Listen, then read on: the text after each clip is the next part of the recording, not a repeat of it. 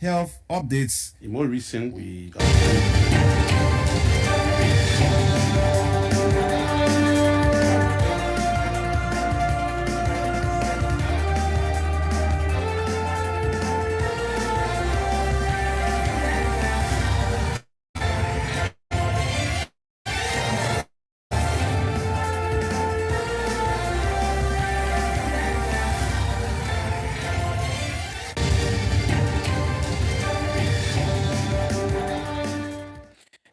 It's indeed Friday, July 31, 2026. Good evening and welcome to Place News Point.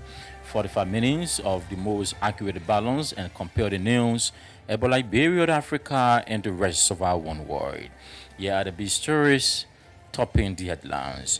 President Joseph Boakai urges Africans to take the lead in building the continent's economies by investing in their own countries instead of depending on outsiders for development.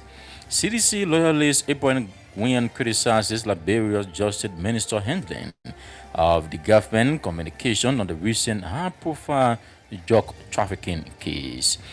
Deputy Minister for the Administration at the Ministry of Health, Martha Morris, commits government to improving the working conditions and welfare of health workers across Liberia. And away from Liberia, Zimbabwe's Media Commission validates a draft climate change reporting manual to improve journalists' knowledge and skills in reporting on climate change. The news bulletin, the voices of those making the news and sports are all packaged on today's presentation.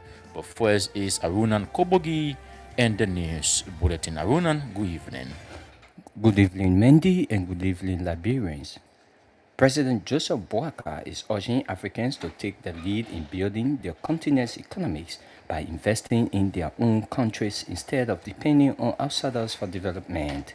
Speaking Friday at the launch of First Atlantic Bank Liberia Limited in Monrovia, President Boakai said Africa can only achieve sustainable growth when Africans have confidence in their own economies. The president assured investors that his administration remains committed to providing a peaceful, secure, and business-friendly environment, adding that Liberia is implementing reforms to attract more investment. Boakai said the launch of the new bank reflects growing confidence in Liberia's economy and demonstrates that the country's investment climate is improving. Also speaking, Central Bank of Liberia Executive Governor Henry Samoa described the bank's launch as a strong vote of confidence in Liberia's economic and financial sector. Samoa said the investment reflects growing confidence in Liberia and demonstrates that the country's financial sector continues to offer opportunities for sustainable growth. He said the lessening of First Atlantic Bank will increase competition, expand consumer trust, deepen financial intimidations, and strengthen support for economic development. CDC loyalist Abraham Nguyen has criticized Justice Minister Chancellor Ossom Tue's handling of the government's communication on the country's recent high-profile drug trafficking cases. Speaking on the matter, Nguyen described the Justice Minister's recent press conference as laughable, arguing that officials weakened the government's case by referring to those arrested as persons of interest instead of suspects. He maintained that criminal cases should be presented with clear allegations supported by evidence and questioned the manner in which the suspects were handled during the early stages of the investigation. Nguyen also expressed concerns over how the suspects were presented before the court, claiming the approach raised questions about the seriousness of the persecution. Abraham Nguyen further accused the Boakai administration of selective enforcing the law, alleging that Liberia is becoming a lawless state. Nguyen argued that government officials are not being subjected to the same legal standards as other citizens, claiming the law is being applied unevenly.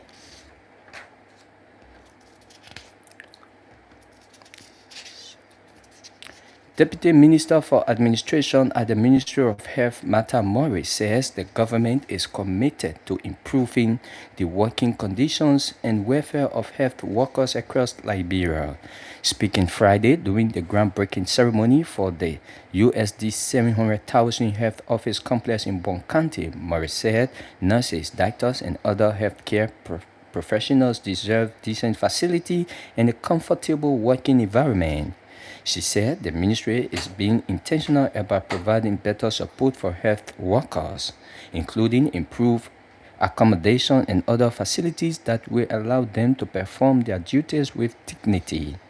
Morris said the government's ongoing investments in the health sector are aimed at ensuring that future administrations continue to build on the progress being made rather than reserve aid.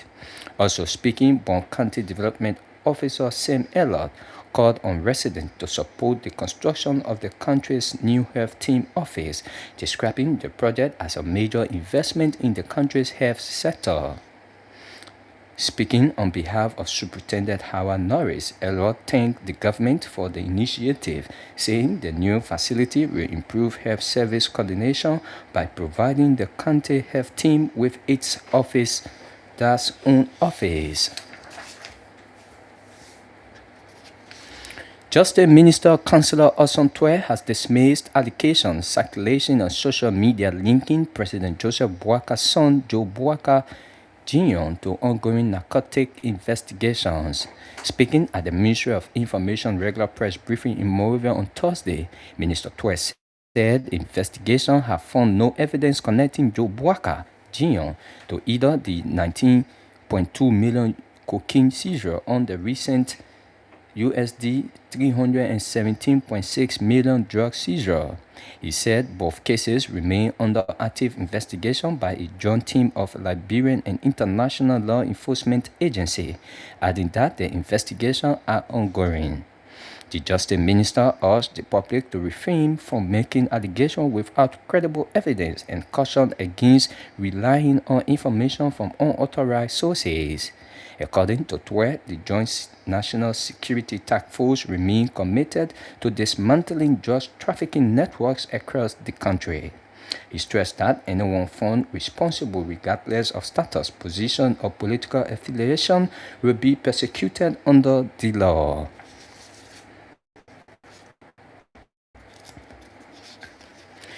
The Director General of the National Food Assistance and Relief Agency, Boaka Salive, is calling on well-meaning Liberians and philanthropy organizations to support the agency's effort to provide food assistance to vulnerable people across the country. Speaking Thursday at the Charles Bian Press Hall in Monrovia, Salive said many families continue to face food insecurity, with children and other vulnerable citizens uncertain about where their next meal will come from.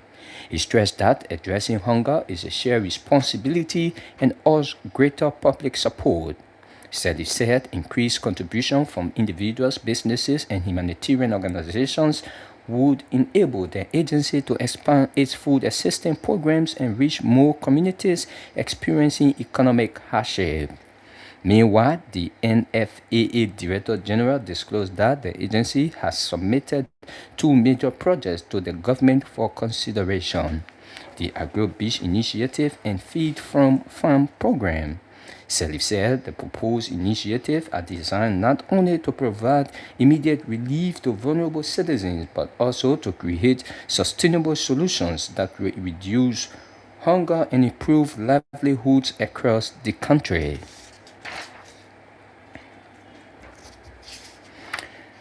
Reverend James Woe, founder and chief executive officer of Christian Foundation School, is calling on the Ministry of Education to include agriculture in Liberia's school curriculum to support the government's arrest agenda and strengthen food security.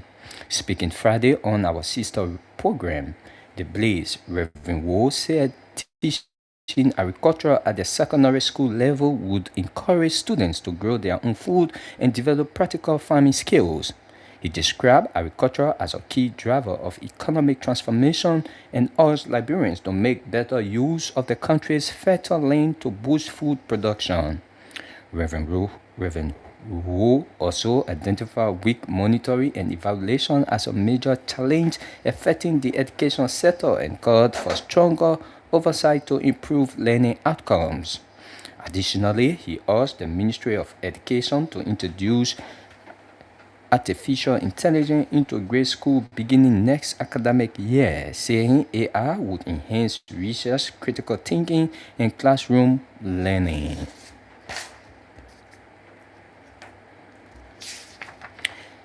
The Alternative National Congress is calling on the Liberia Anti-Corruption Commission to provide a public update on its investigation into the Mano River Union Center for Regional Peace and Development project in Foya, Lofa County. In a letter dated July 30, 2026, the opposition party said the case is of national importance due to its involving public financial accountability, procurement integrity, and the proper management of government resources. The ANC recorded that it first requested a comprehensive investigation on May 25, 2026, and said the LACC responded on June 4, assuring the party that the matter would be assessed independently and impartially. The party, however, said no public update has been provided since then, arguing that prolonged uncertainty undermines public confidence and the credibility of national institutions. The ANC is urging the LACC to disclose the status of its assessment or investigation, indicate whether there are grounds for a full investigation, reaffirm its commitment to independent process, and ensure that anyone found responsible is held accountable regardless of position. The ANC emphasized that its request does not seek to prejudge any individuals or institutions, stressing that due process must be respected. As of time of the party's latest communication, the Liberia Anti-Corruption Commission had not publicly responded to the request for an update. And away from home, the Zimbabwe Media Commission has validated a draft climate change reporting manual aimed at improving journalists' knowledge and skills in reporting on climate change. The manual reviewed during a July 30 workshop attended by media professionals, climate scientists, and key stakeholders is expected to become a key resource for journalists, environmental experts, and journalism students. Speaking at the workshop, Permanent Secretary Nek Mangwana said climate change is now a major development challenge affecting agriculture, food security, water resources, public health, infrastructure, and livelihood. He said the manual will strengthen climate reporting, enhance public understanding of climate issues, and support Zimbabwe's effort to build resilience, promote sustainable development, and improve disaster preparedness. Well, Menso, is back to you for the continuation of Blaze News Point. Arunan Kobogid with the news bulletin is indeed already featured on Blaze News Point. For new fast factor and always up to date, you are just in tune to Blaze News Point. Here are the big stories topping the headlines. President Joseph Boakai urges Africans to take the lead in building the continent's economies by investing in their own countries instead of depending on outsiders for development.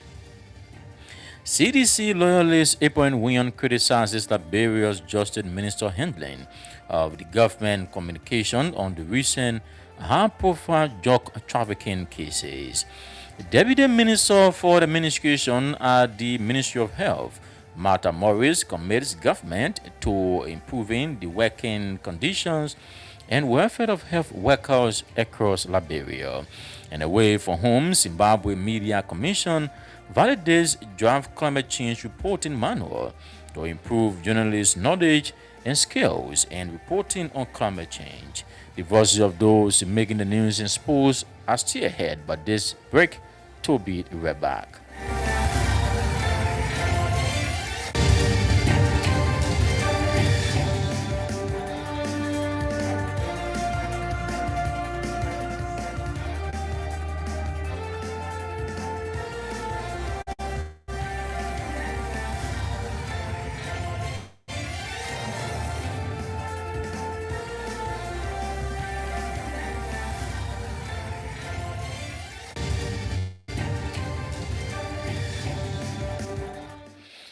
Welcome back to Blaze News Point. We don't take our first development. President Joseph Boakai is urging Africans to take the lead in building the continent's economies by investing in their own countries instead of depending on outsiders for development.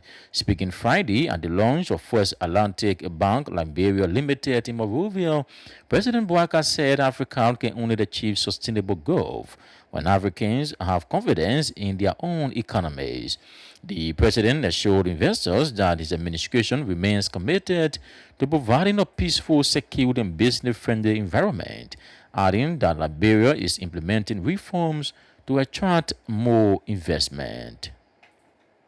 That if Africa is going to be built, it has to be built by Africans. If you don't have confidence in your economies, who do you want to have the confidence? So this is a big, big step, and we are here to assure you that our role in terms of providing you with environment security is something you can be assured of. Liberia is now moving in a very serious way. That's why we're trying to open up the country. That's why we're trying to make sure that the things that make this environment conducive and attractive, that we put them in place. But we want to thank you for your assurance that you will work with us. Banking is not as simple. We've seen many of them here, open and closed, but we believe that when we work in confidence and we work with institutions that are serious and want to do better, and we provide that environment, we can all be proud of ourselves as Africans, that we can make it, we can do it. That's why we've been encouraging most of our brothers in the sub-region and to assure them that we are here to work with. So today we are very proud to have this bank to be fully launched. And we want to say a few days ago, the governor of the central bank and his message was very encouraging. And also the minister of finance. And it shows that progress has been made, and the number of investors that are coming to the country show that we are trying to do what is right. I can assure you that it will be even better. And I've always Also speaking, Central Bank of Liberia Executive Governor Henry Samoa described the bank's launch as a strong vote of confidence in Liberia's economic and financial sector. Samoa said the investment reflects growing confidence in Liberia and demonstrates that the country's financial sector continues to offer opportunities for sustainable growth. The official opening of First Atlantic Bank Liberia Limited represents a strong vote of confidence in the future of Liberia, the resilience of our economy, and the strength of our financial sector.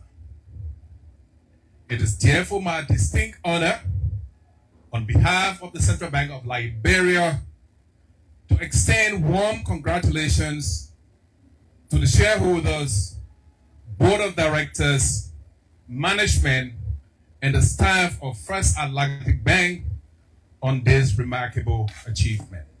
This occasion is particularly significant because it reflects growing investor confidence in Liberia and demonstrates that our financial sector continues to offer opportunities for sustainable growth and innovation.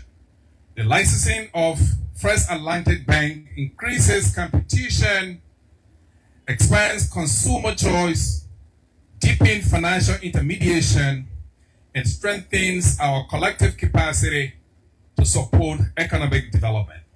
This progress is taking place within the broader framework of the government's development agenda under the leadership of His Excellency President Joseph Numa Boakai Sr., whose commitment to inclusive economic growth, private sector development, and job creation continues to inspire confidence among investors and development partners. Ladies and gentlemen, the decision to license a new bank reflects the Central Bank of Liberia's confidence in the strength and resilience of Liberia's banking sector.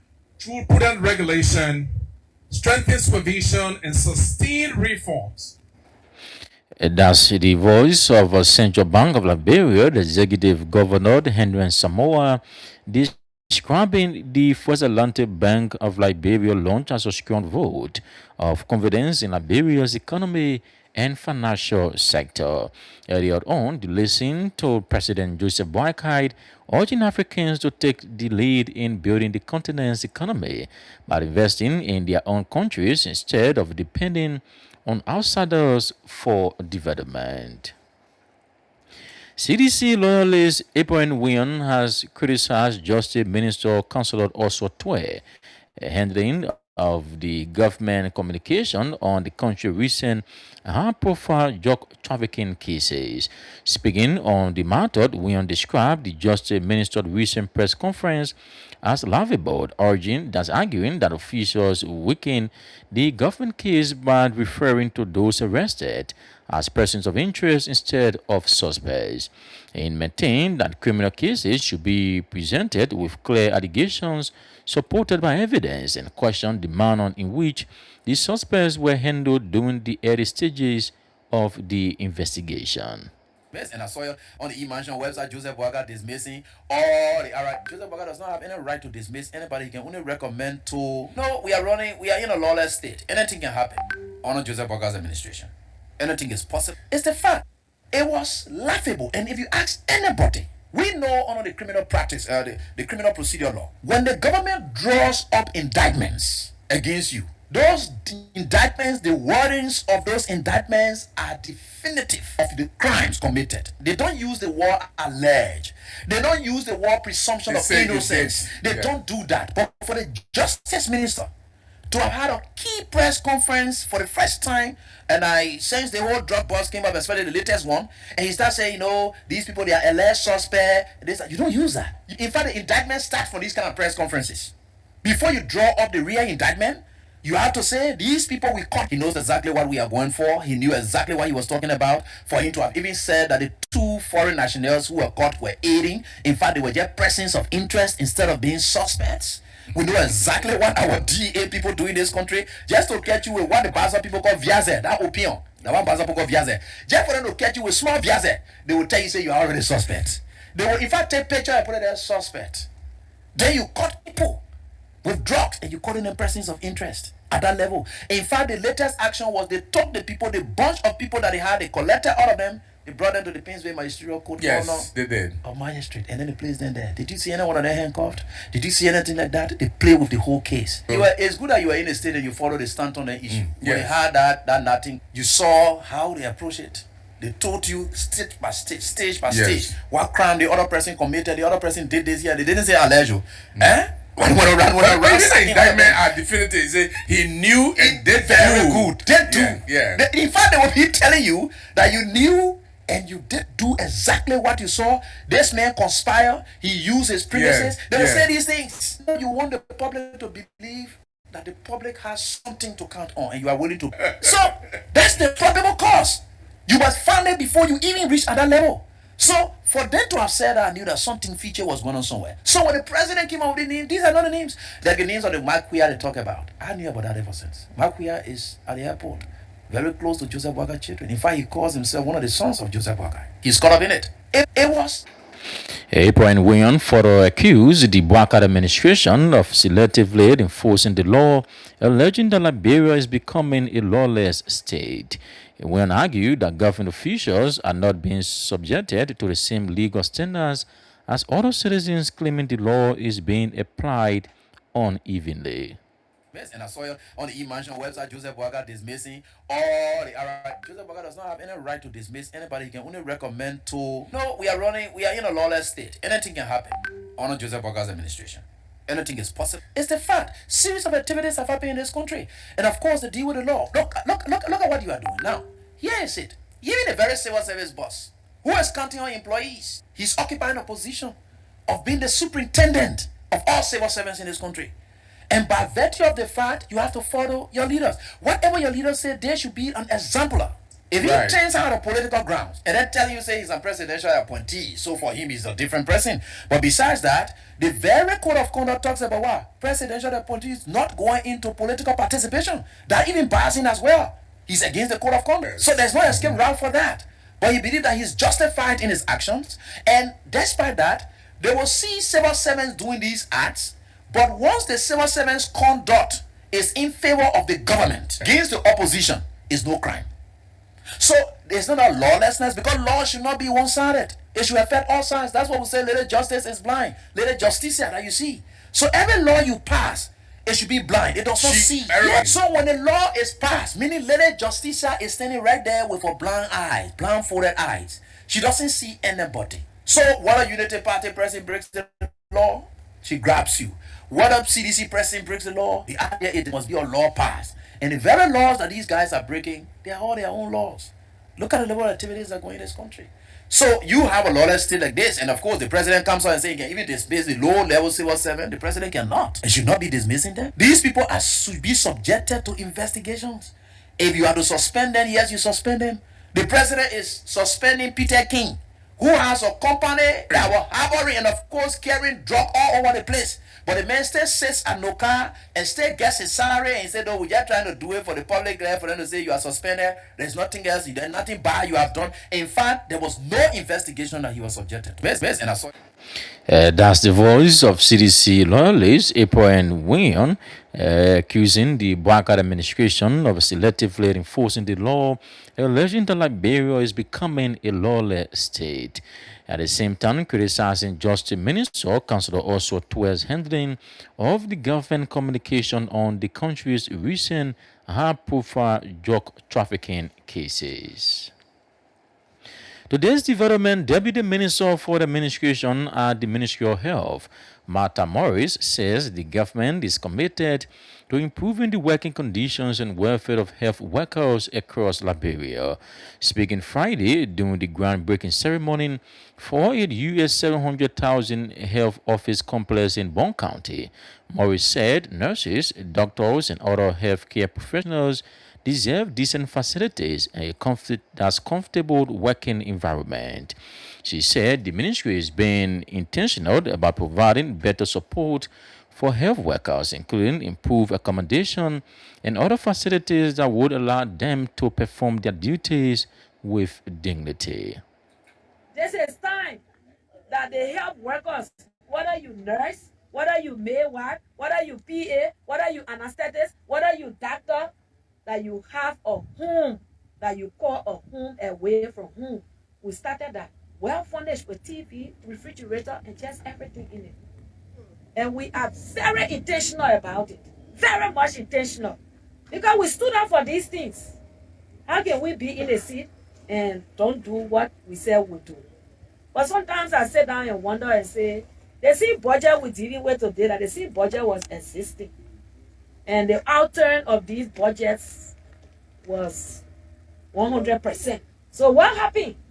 Well, what happened is what we are doing now. We know that what we're doing now, anybody who will come after us will definitely never carry the health sector of Liberia backward. They got to go ahead. As I speak to you now, CB Doma Hospital, that all of us know, is overcrowded every day, no space. We have purchased 50 acres of land for the expansion of CB Doma. And that expansion project is starting this year also. We're starting that this year. The diagnostic center will soon finish.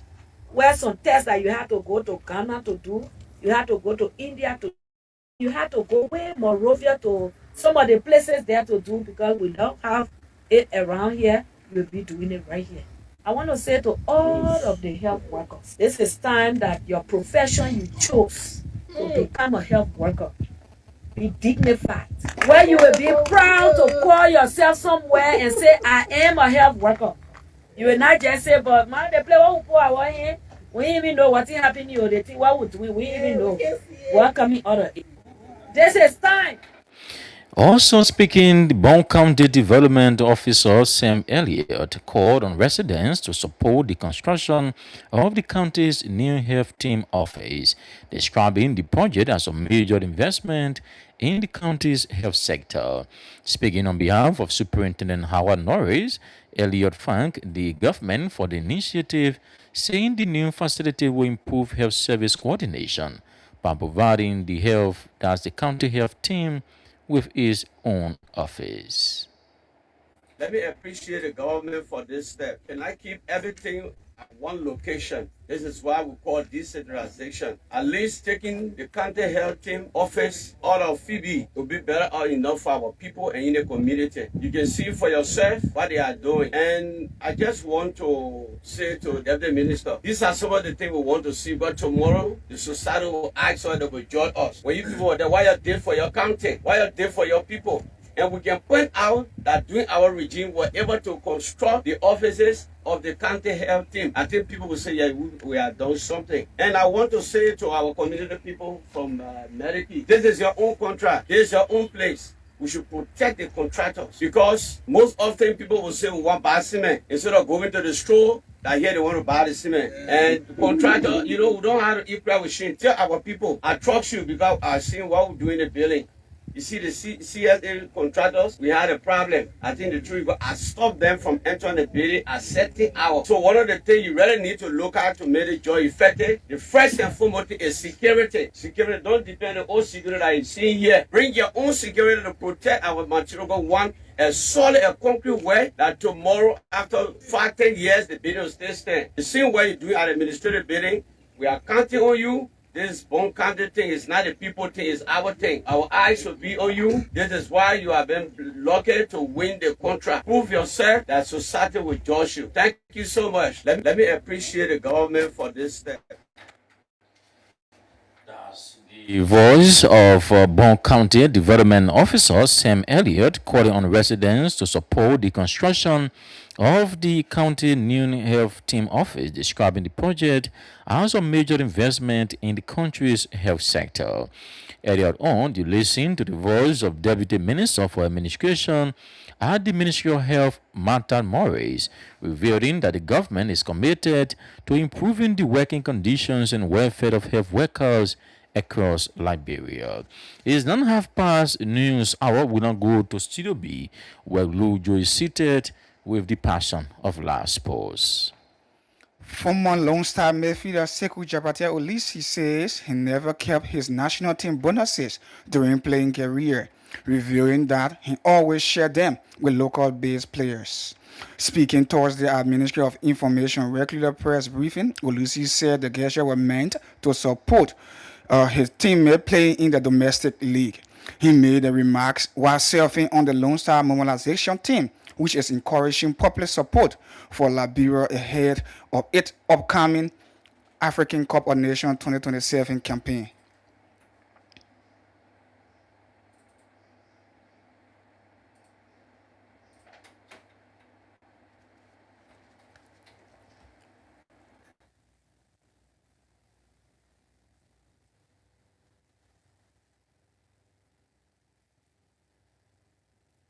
So, as my boss said, that early preparation bring good result. Player bonuses. That small money you can see the men coming down for is very important to them. Really, people already have playing for that bonus. My appearing fee is 1,005. Local base is 1,000. If the guys don't come, they don't have that money. They will be murmuring, granny. I was there for me. My own bonus was going to my appearing fee. Everything used to go to how they call it, Tia Dennis, Michael McCollis, on the national team, Mike, Obina Chocho, Martin Kanu. I never wanted to take my appearing fee home, never. I always used to give it to the local base because they used to receive 500, receive 1,000, receive 500. So football is not just go on the field and play. You got to prepare well, you got to be the key for that ball. So as my boss said, that early preparation. Bettermark Liberia has launched the Bettermark 2026 Championship, marking another major off-season football tournament in the country. The launch held at the Liberia Football Association headquarters in Swakamo Community Concordan brought together participating clubs, football stakeholders, LFA officials, Bettermark representatives, and members of the media. The main competition features 8 teams divided into 2 groups. Group A comprises Watanka Football Club, Discovery Soccer Academy, Painsville Football Club, and B Mountain. while Group B includes a defending champion Heavy 11 with the GCFC, LPRC Others, and Liscar. The women edition introduced for the first time will feature determined girls, war girls, bourgeois queens, and senior professionals. The tournament is scheduled to run from August 7 to August 23. Still with the Bettomat Liberia, the betting company country director Darren Gluth had lauded the Liberia Football Association for the partnership and revealed plans to sponsor the LFA leagues in the coming year. He expressed excitement for another edition for the Bettomat Cup, wishing all of the team success ahead of the competition kick-off. Welcome and thank you for having me, to the First Vice President and the General Secretary. Thank you for inviting us along today. It's with a great deal of pride this year that we have expanded, just to expand on the comments there, that we've expanded to the women's game. It's a slightly shorter tournament, but it will take place at the same time. Between the 7th of August and the 23rd of August for the men's final. But the women's will get every bit of the same level of exposure as the men's, and we're really proud to have brought that this year. I know when we first brought the tournament last year, on behalf of Betamax, so we are very excited to enter into discussions with the LFA about sponsoring the league, and hopefully, if it's not this season, we'll certainly be better prepared for next year. But hopefully, some of that money will see its way down to the grassroots. And I know there's, on my weekends playing golf, I can see the development, I think it's B Mountain, and the Football Academy up by Seaview. That's a very exciting development. And I think there's some great things happening for Liberian football, all levels, and Betamax are very proud to play a small part. Here's hoping for a fantastic tournament, both the men's and the women's, and I will just leave it to say good luck to all the participating teams. Thank you for participating. It's you guys, it's the clubs that make it, and hopefully people will see some good football and some exciting games. Welcome and thank you. Liberia Football Association First Vice President Professor Sekou Kwana praised the Bettomat Company for expanding the competition to include women football. He encouraged the company to continue investing in sports, expressing hope that it will eventually sponsor the Liberian Football Association League competitions. This draw has become an exciting moment for our clubs. It seems that some of them are thinking and speculating that maybe we'll have the Bettomat Cup before we have the official league. They want to bring it closer because of the excitement associated with it. Look, I want to, on behalf of the President and members of the Executive Committee, extend our gratitude to Bettomat's family. You brought in something new in our football. So I'm not surprised when the Secretary General said there are efforts being made to expand this beyond just the Bettomat Cup. You know, one thing that is clear and difficulties we've had is that this draw has become an exciting moment for our clubs. It seems that some of them are thinking and speculating that maybe we'll have the Bettomat Cup before. That's sports. Many thanks to Luke Joe for the passion of live sports. Indeed, a regular future on Blaze News Point. We're going to take more development. Reverend James Ward, the founder and chief executive officer of Christian Foundation School, is calling on the Ministry of Education to include agriculture in Liberia's school curriculum to support the government arrest agenda and strengthen food security. Speaking Friday on our sister program, The Blaze, Reverend Ward said teaching agriculture at the secondary school level could encourage students to grow their own food and develop practical farming skills.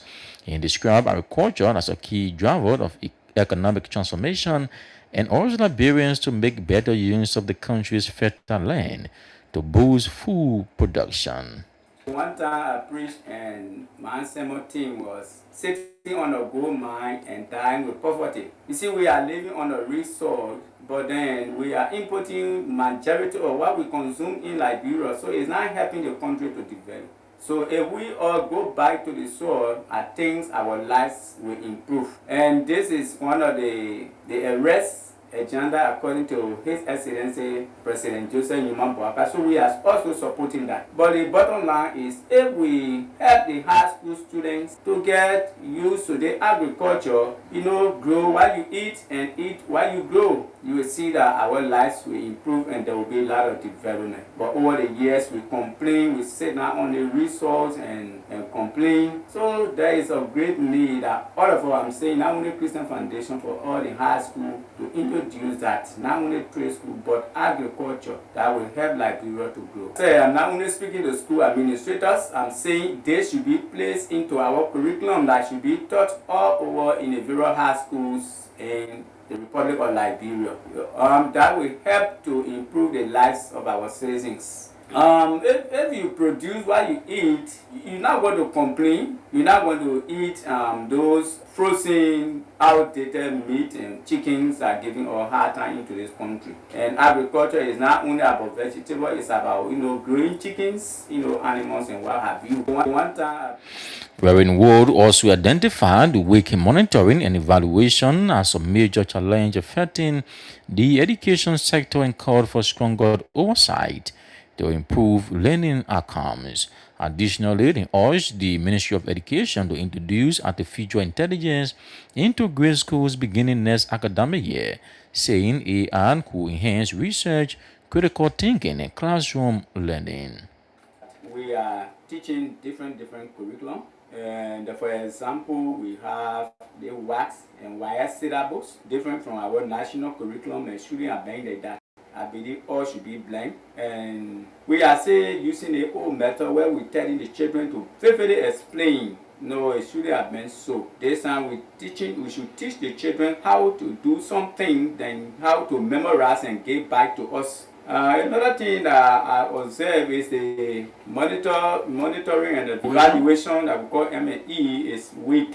There are some years, sometimes DO will just visit the school two times and they don't come for major issues, maybe to come to collect data. So they really need to monitor various schools. You see new school coming out, no permit. They don't even care to observe the rules and regulations when it comes to establishment of school. I also found out that this thing called AI need to be introduced in our educational system. The channel I listened to radio channel said the problem they are fixing is that elementary students do not have the capacity to handle AI, but they are introduced a long time ago. So if we sit there and tell children vividly explain, we are now exposing them to the world. If I can remember well, we have 15,000 for ABC to K2 the entire year, including registration and school fees. Nothing added, and then we had 25,000 from 10 to 12. Well, listeners, on this notice, how love to come to the end of the Friday, July 31, 2026 edition of Blaze News Point. We'll go to a recap of the major stories. President Joseph Boakai urges Africans to take the lead in building the continent's economies by investing in their own countries instead of depending on outsiders for development. CDC loyalist Abraham Wion criticizes Liberia's Justice Minister handling of the government communication on the recent high-profile drug trafficking cases. Deputy Minister for the Administration at the Ministry of Health, Martha Morris, commits government to improving the working conditions and welfare of health workers across Liberia. And away from home, Zimbabwe's Media Commission validates draft climate change reporting manual to improve journalists' knowledge and skills in reporting on climate change, which maintains our news director, editor, reporter, and correspondent for making this edition of Blaze News Point or sources. Arinan Kobogi brought you the news bulletin. Luke Joe brought you the person of last post. Clifton Redding, Center Control, and coordinated this presentation. Blaze News Point take a usual weekend break to return on Monday, August 3, 2026. On behalf of the News and Current Affairs Department of Blaze Communications Network Incorporated, my name is Menso Mendy. I present. Good evening and have yourself a pleasant weekend from Painesville.